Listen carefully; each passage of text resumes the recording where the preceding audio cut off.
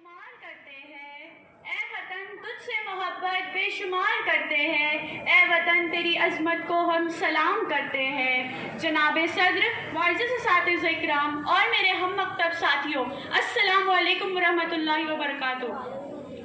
आज मेरी तकरीर के मौजू से आप सब बखूबी वाकिफ़ है। यौम आज़ादी हिंदुस्तान।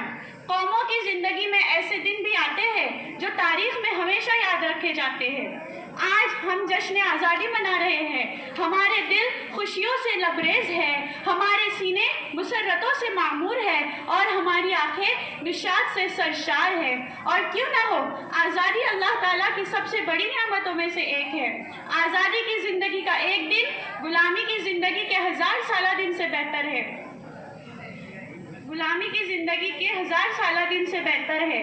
यौम आज़ादी सिर्फ एक तारीख नहीं बल्कि एक एहसास है जिसमें हम सब मिलकर अपने मुल्क की आज़ादी को याद करते हैं।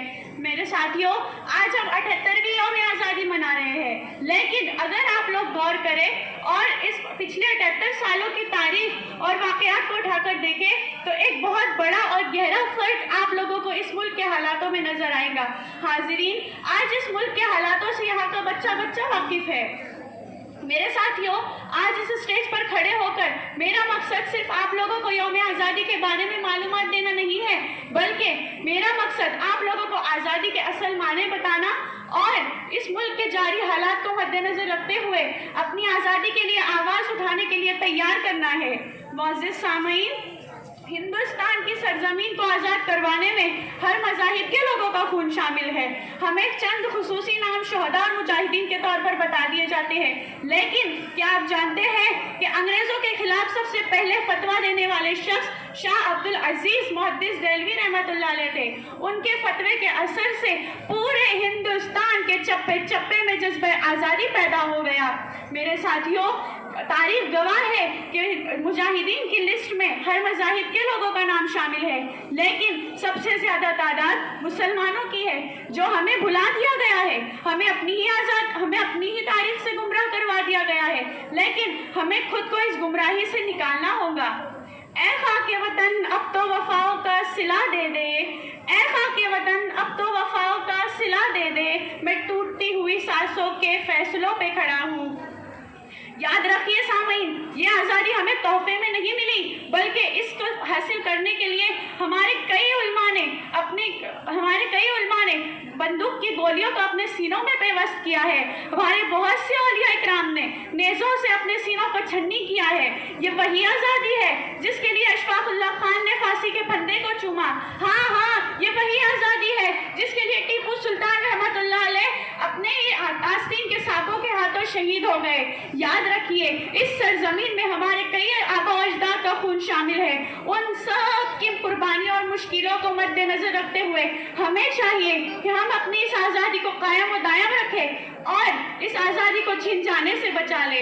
हजारों चेहरे झुलस कर खाक हुए, हजारों चेहरे झुलस कर खाक हुए, भरी बहार में इस तरह अपना बाग जला। मिली नहीं है हमें सरजमीन हिंद तोहफे में, मिली नहीं है हमें सरजमीन हिंद तोहफे में, जो लाखों दीप बुझे तो ये चिराग जला।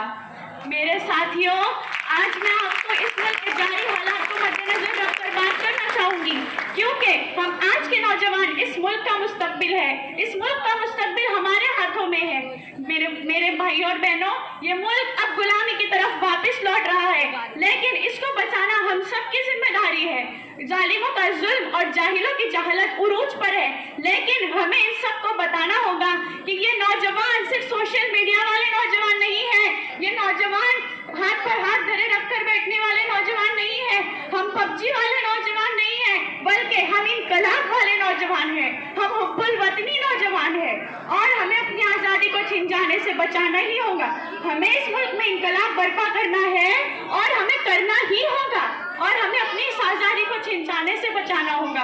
और अगर हमें अपनी इस आज़ादी को कायम व दायम रखना है तो हमें अपने बुजुर्गों के तौर तरीकों को अपनाना होगा, हमें उनके नक्शो कदम पर चलना होगा और हमें कलम को अपना हथियार बनाना होगा। और वो दिन भी आएगा जब हम तारीख दोहराएंगे इंशाअल्लाह।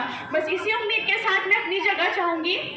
खून दिल देकर निखारेंगे रुख बरगे गुलाब, خون دل دے کر نکھاریں گے رخ برگ گلاب، ہم نے گلشن کے تحفظ کی قسم کھائی ہے۔ السلام